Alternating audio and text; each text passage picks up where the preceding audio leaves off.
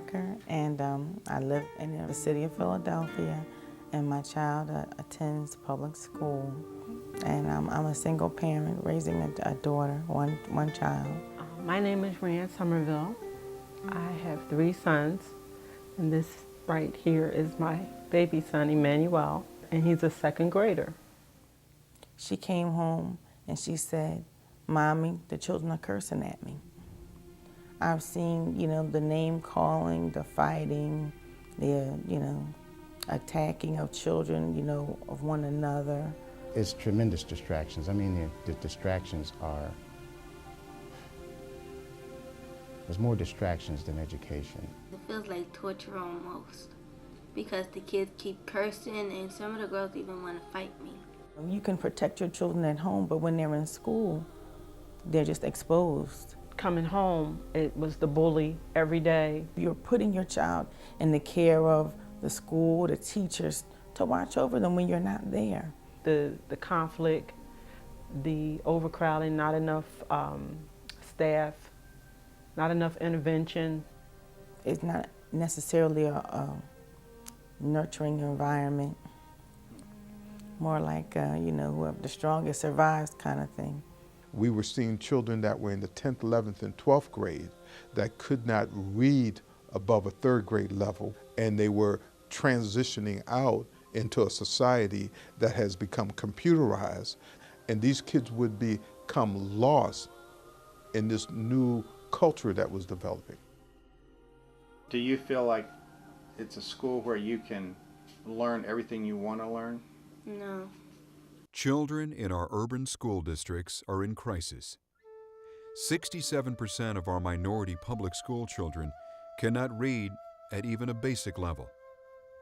50% of urban students never graduate from high school. Among African American males who began 1st grade in public schools, in some cities the graduation rate is only 10%.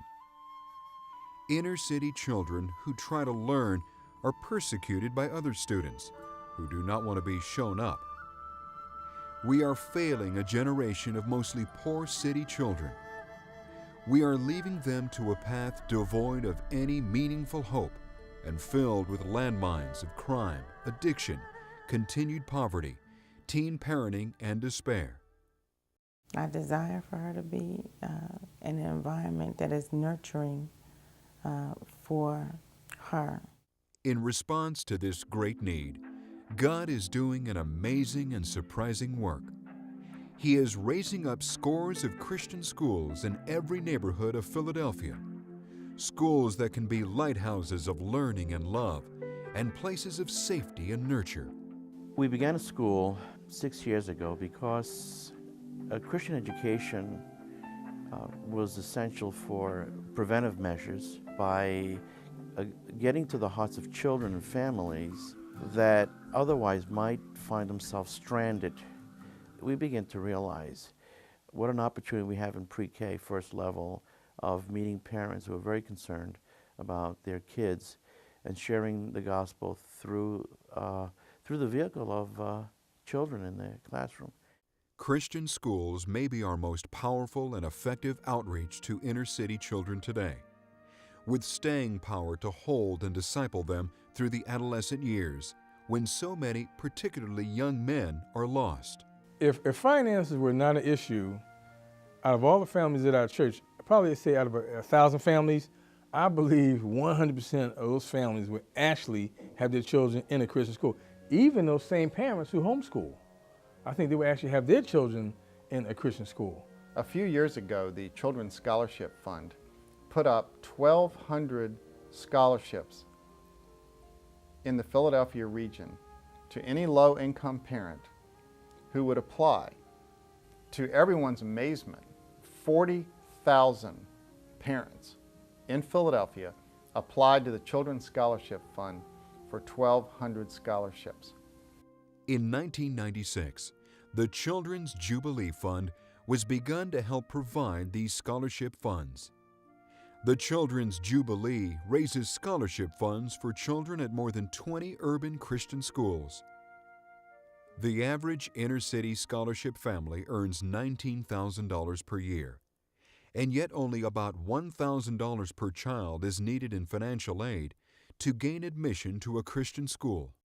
The vision that drives the scholarship fund is to open the door to Christian schooling for thousands of inner city children who otherwise will not grow, will not learn, and will not enter our society in a way that can be productive and bring honor and glory to Jesus Christ.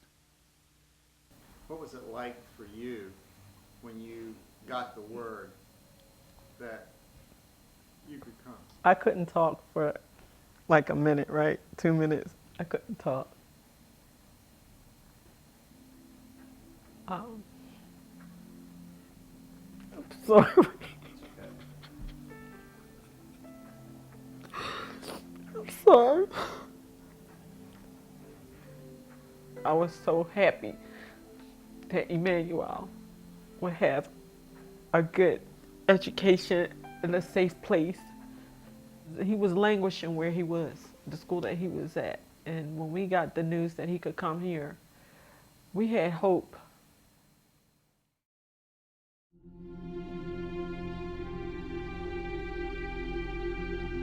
She would be so upset of the things that are going on in school, and she would say, "Mommy, please take me out of here. If you could really, really take me out of here." She said, "Well, you can homeschool me." I'm like, "Well, how am I going to work? I got to work. I have to take care of you." So I really actually considered it, like, well, I don't know how I would work it, but, just to hear your child's cry and really, be just like, what do I want to do? So I'm just a little emotional thinking about all the things that we have been through. The Christian schools are ready and willing to serve. Only the lack of financial aids stand in the way. Through Children's Jubilee Fund, caring donors, businesses, and churches can now welcome Felicity and young people like her into the safe, nurturing atmosphere of a Christian school. A viable, proven way is now available to reach out and restore education for inner city children in Christ's name. How could we contemplate doing anything less for the least of these, our brethren? As this happens, it will be a biblical and true jubilee.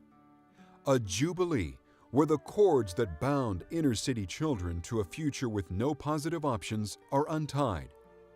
It will be a freedom to be discipled by schooling that opens the door to a future of fruitful service in this life and for the life to come.